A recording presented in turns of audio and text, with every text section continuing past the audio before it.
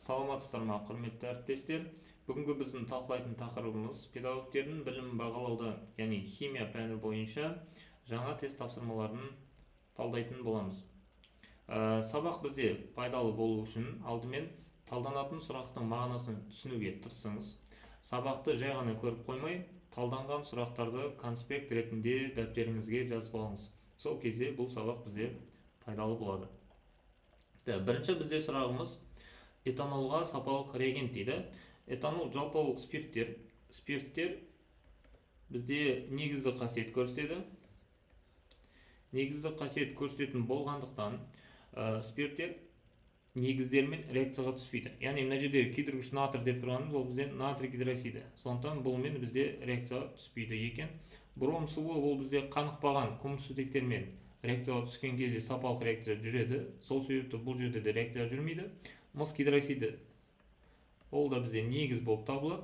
Сол себепті бұлмен реакция түспейді. Мыс оксидімен бізде реакцияға түседі. Бұл бізде жауап болады және сапалық реакция. Ол бізде қалай? C2H5OH қосылған купрум О. Сол кезде бізде шығады екен этанол, этанолдан этаналь, яғни альдегид түзіледі. CH3 COH плюс купрум және су шығады. Купрум О бізде қара түсті болады.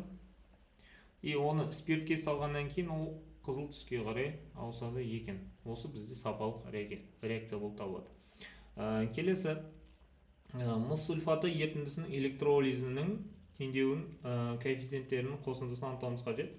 Ол бізде бірінші алдымен біз электролиз реакциясын жазуды еске түсірейік. Купрум С4 ерітінді болғандықтан су қосамыз. Енді оны қалай анықтаймыз? Ерітінді болса біз бұларды екіге бөлеміз. Катион және анион. Катион бізде купрум болып тұр. Купрум бізде белсенділігі төмен металдарға келеді. Сол себепті бізде мынандай схема жүру керек. Яғни катодта металдың өзі түзіледі деген сөз. Яғни купрум 2 плюстен ол купрум 0-ге қарай ауысты. Значит, бізде катодта купрум түзіледі деген сөз. Келесі, енді анион бойынша аниондар бізде SO4. SO4 бізде оттектіге жатады. Оттектіге жататын болса, ол кезде су ыдырайды, оттек шығады және H+ сутек катион түзіледі екен. Бұны қалай істейміз сонда? Анод суды ыдыратамыз, сол кезде оттек түзіледі және сутек катион шығады. Плюс сонда оттек газы және шығады. Мына жерде сутек катион мен SO4 қалып қойды, сөйтіп бізде қышқыл түзіледі. H2SO4. Енді реакцияларды теңестіреміз. Мына 2 қоямыз, мында 2 қоямыз, 2 қоямыз, H2SO4-ның алдына 2 қоямыз. Осы коэффициенттерді қосатын болсақ, 2 қосу 2, қосылған 2, қосу 1, қосу 2, осыларды есептесек, бізде 9 дейтін сан шығады. Сонда жауап бізде А варианты. Келесі, үшінші сұрақ бізде құйманы анықта дейді. Магнетиттің бізде формуласы феррум 3O4, малахит бізде купрум OH, 2 еселенген CO3. Мельхиор бізде мыс және никельден тұратын құйма, жауап бізде С болады. Ал мирабилит бізде натрий 2 SO4 көбейтілген 10 H2O болып табылады екен. Бізге құйманы сұрап тұр, сол себепті бізде С болады, ал қалған заттар бізде минералды заттар немесе кәдімгі заттар болып табылады. Келесі, ароматты көмірсутекке сәйкес атау дейді. Бізде кумолдың формуласы CH3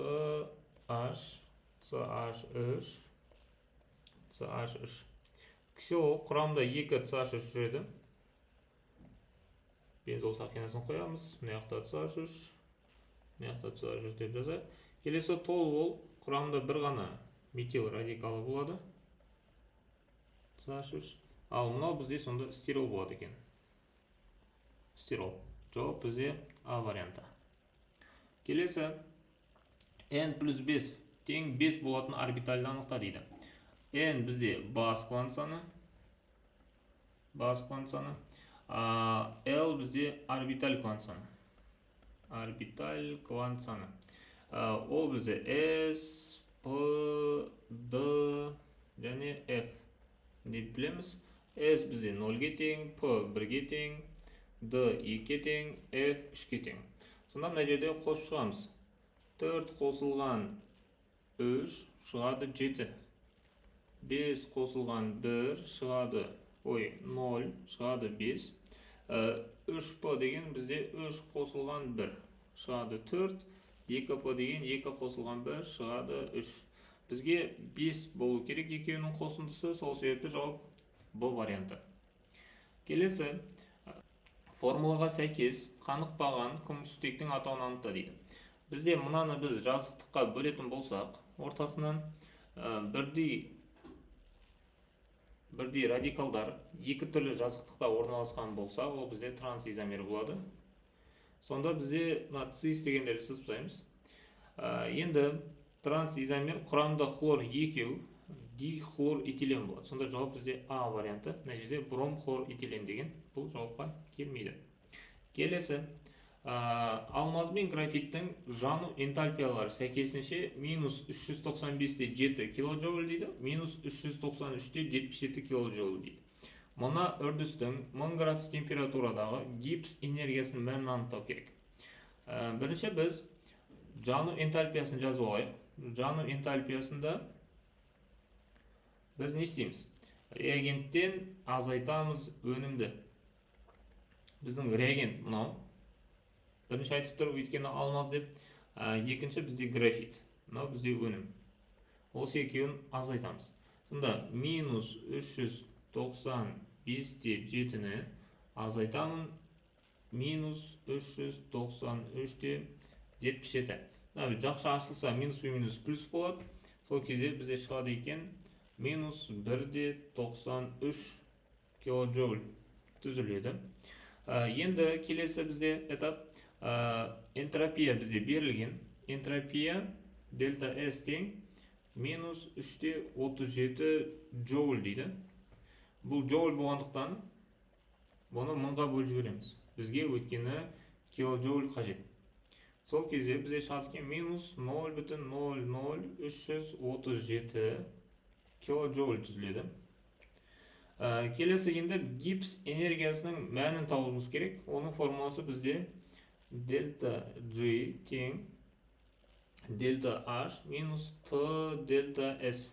Мына жердегі Т ол бізде кельвинге айналдыру керек. Сонда температура тең 1000 градус қосылған 273. Сонда шығады екен 1273 кельвин. Енді барлығы бізде бар, формулаға қойып шығамыз. Біздің дельта H-мыз минус 1-де 93 килоджоуль. Осыдан азайтамыз 1273 температура көбейтілген минус 0,00337 килоджоуль. Осыларды көбейтетін болсақ, және сосын азайтатын болсақ, плюс 2-де 36 килоджоуль түзіледі. Ол бізде жауап сонда Д вариантын береді екен. Келесі, дөпсіз молекула. Дөпсіз молекуланы анықтауымыз қажет. Бірінші формулаларын жазайық. HCOOH, этан қышқылы CH3, COOH, цет қышқылы CH3, COOH, мына жерде бізде OH тобы бар. Келесі бензол қышқылы C6H5, COOH. Енді бізде дөпсіз молекула дегеніміз не? Бұл молекуланың айнадағы бейнесінің кеңістікте бір-біріне сәйкес келмеуі. Яғни бұл бізде оптикалық изомер деп қарастырамыз. Оптикалық изомер бір-біріне сәйкес келмейді, бірақ бір-біріне ұқсас құрамы бірдей заттарды айтамыз. Сонда оптикалық изомерге тән бізде сүт қышқылы екен. Келесі 8. Берілген реакциядағы тотықтырғыш және оның қосып алатын электрон саны анықта дейді. Бұл жерде бізде сонда шығады марганец хлор 2 және H2O түзіледі. Бұл жерде марганец O2 плюс 4-тен плюс 2-ге, хлорымыз минус 1-ден 0-ге алса. Тотықтырғыш дегеніміз ол электрон қосу. Сонда марганец плюс 4-тен марганец плюс 2-ге ауысқан кезде, плюс 2-ні мына жаққа ауыстыратын болса, қарамаға стамбаға ауыстырамыз. Сонда плюс 4-тен минус 2 азайтсақ, плюс 4 минус 2 плюс 2 дейтін жауап шығады мына жерде. Сонда электрон қосып жатыр, значит, мынау бізде тотықтырғыш болады. алмасып жатқан бізде электрон саны 2. Жауап сонда болады бізде С варианты. Келесі, өндірісте этил спиртін ашыту арқылы алу әдісі дейді. Этил спиртін ашыту арқылы бізде глюкозадан алынады. Глюкозаның фермент қатысында этанол түзіледі. Жауап бізде А варианты. Мына жерде этиленге су қосу гидратация реакциясы болады. Мына жердегі реакция жану реакциясы. Соңғы төртінші реакция ол бізде дегидратациялану, судың бөлінуі. Келесі, бізде мұғалім онлайн компаниясы 3 жылдан астам мұғалімдерді квал-тестке дайындап келе жатыр. Оның 91% бізде сәтті өтті. Біздің ерекшелігіміз қандай? Деңгейіңізді анықтайды, соған сәйкес жеке оқу жоспарын құрастырады, арнайы видеосабақтардан бөлек кураторлардың қадағалауы болады. Сөйтіп бізде жүйелі дайындық болады екен. Бізбен бірге дайындалған әріптестеріміздің кері байланысы. Ал егер тестке бізбен дайындалғыңыз келсе, бізде арнайы ұсыныс. Тек қана 10 мұғалімге арналған жеңілдіктер жүріп жатыр. Бізге дайындалғыңыз келсе, осы жеңілдіктер қызық болса, осы төмендегі номерге хабарласыңыз. Келесі, бізде 10 қысымды арттырып, температураны төмендеткенде дейді. Бізде қысым артатын болса, көлемі аз жаққа ығысады, қысым төмендейтін болса, көп жаққа қарай ығысады екен. Бізде енді мына жерден қатты заттар болса, қысым қатты затқа әсер етпейді. Мына жағымыз 1, мына жағымыз 1, бұған қысым әсер етпейді. Жауап бұл келмейді. Келесі, сутек екі жақта да, мына жақта 2 деп теңестіретін болсақ, 1, 1, общий 2-де 2 қысым, если молекула саны бірдей болатын болса, оған да әсер етпейді екен. Мынауда жауапқа келмейді. Келесі, реакцияны теңестіреміз. Яғни 3-ның алдына 2 қоямыз, сутектің алдына 3 қоямыз. Енді теңесті, мына жақта бізде 4 молекула, оң жақта 2 молекула. Біз бұл жерде қысымды арттыратын болсақ, 2 бізде аз, 4 бізде көп. Қысым артса, оңға қарай ығысады, ал бізде өнімге қарай ығысу керек. Сәйкесінше бұл жауапқа сәйкес келеді екен. Ал СО2 газынан көміртек қосып СО алып жатыр дейді. Мына жерге 2 қойсақ, С-ға қатты болғандықтан қысым бұған әсер етпейді. Алып тастайтын болсақ, мына жағымыз 1 болып тұр. Мына жақта бізде көлемі көп, ал мына жағымыз аз. Керісінше бұл жерде біз қысымды арттырсақ, аз жаққа қарай, яғни солға қарай ығысып кетеді екен. Келесі, массасы 14 грамм көмірсутек дейді. Бром суын әрекеттескенде 46 грамм дибром алкан алынды дейді. Көмірсутектің формуласын біз анықтауымыз қажет. Біз оны қалай істейміз? Бірінші біз жазамыз CnH2n. Өйткені бізде бром қосқан кезде дибром алкан алынды дейді. Значит, мынау бізде алкен болды. Осыған қосамыз бром 2-ні. Шығады бізде CnH2n бром 2. Көмірсутек бізде 14 грамм екен. Асты 12n қосылған 2n болады 14n. Мына жақта дибром алкан 46 грамм екен. Асты 14n қосылған 160. 160 деген бромның молекулалық массасы, яғни 80-ді көбейттік 2-ге. Енді бізде осындай жүйе шығады, сонда 14 көбейтілген 14n қосылған 160. Мына 14-ті мына жаққа көбейттік. И мына 14n көбейтілген 46. Осыларды көбейтеміз. 14-ті 14-ке көбейтсек 196 шығады. 196n қосылған 14n-ді көбейтетін болсақ 160-ға бізде шығады екен 2240. Енді 14 көбейтілген 46 бізде шығады 644 n болады. n-нан 196-ны азайтамыз. 644n азайтылған 196n тең шығады бізде 2240. Азайтатын болсақ 196-ны шығады екен 448n тең 2240.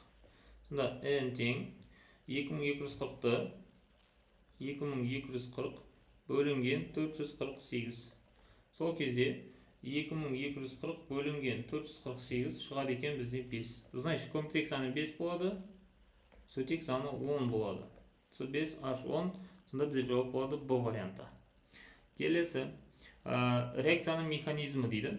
Бұл жерде электрофильді қосылу механизмі болады. Мына жердегі сутек келіп қос байланыстың орнына барады. Яғни и бром келеді де бір көміртекке, сутегіміз бір көміртекке келіп қосылады. Сөйтіп бізде электрофилді қосылу механизмі жүреді. Сутек бізде всегда электрофилді механизмдердің арасында жүреді. Келесі, глюкозаның ашу процесі бізде ферменттер арқылы жүзеге асады. Дейді, ферменттер құрамында нәруызы бар биологиялық өршіткілер 36 грамм глюкоза ашығанда 35 грамм сүт қышқылы түзілді дейді. Өнімнің практикалық шығымын анықта дейді. Біз оны қалай анықтаймыз? Бірінші формулаларды қарап шығайық. Бізде глюкозаның 3 ашу өнімдері бар. Біріншісі спирттік ашу, сүт қышқылды ашу және май қышқылы. Бізге осы жерде керегі сүт қышқылы. Яғни екінші реакция керек. Бізге сүт қышқылымыз 35 грамм түзілді дейді. Шығымды анықтау керек. Бірақ бұл бізде болады практикалық масса практика, ал біз мына жерден масса теорияны табамыз деген сөз. Бізде глюкоза 36 грамм болса, асты малярлық масса 180. Сүт қышқылында малярлық массасы бізде 180 болады. 2 көбейтсек, енді теорияны табу керек. Сонда масса теория тең 36 көбейтілген 180 бөлінген 180. Сонда қайтадан бізде 36 грамм сонда сүт қышқылы шықты деген сөз. Сүт қышқылы. Енді бізге шығымды табу керек. Шығым бізде практика бөлінген теория. Көбейтілген 100% болады. Сонда біз практикамыз 35 бөлінген 36 көбейтілген 100%. Сонда 35-ті 36-ға бөлетін болсақ, және көбейтетін болсақ 100-ге 97-де 2% шығады екен. Яғни жауап бізде А варианты болады екен. Келесі 14. Бензолдың гомологы толуол орын басу реакциясына оңай түседі дейді. Азот қышқылымен әрекеттескенде түзілетін қопару жұмыстарында қолданылатын зат. Толуол бізде бұлай жазылады. CH3, осыған қосамыз HNO3. Сол кезде бізде түзіледі. Толуол жазып аламыз. Мына жерге NO2-ні қоямыз, NO2-ні қоямыз және NO2-ні қойып шығамыз. Плюс су. Мынау сонда бізде 2, 4, 6. Жауап бізде болады екен 2, 4, 6, 3 нитро толуол. Болады жауап Д варианты. Келесі, тепе-теңдік жүйесінде заттардың концентрациясын 4 есе азайтса, тура және кері реакциялардың өзгеретін жылдамдығы. Бірінші тураны қарайық. Тура ол бізде мынау. Оны қалай істейміз? Жылдамдық 4-тің 2 дәрежесі деп аламыз. Значит, ол бізде 16 есе кемиді. Енді кері реакцияны қараймыз. Бұл жерде 1 бар, 2 бар, общий бізде 3 деген сөз. Сонда 4-тің 3 дәрежесі ол бізде болады 64 есе. Сонда біздің жауабымыз 16 және 64 дейтін болу керек. Б варианты.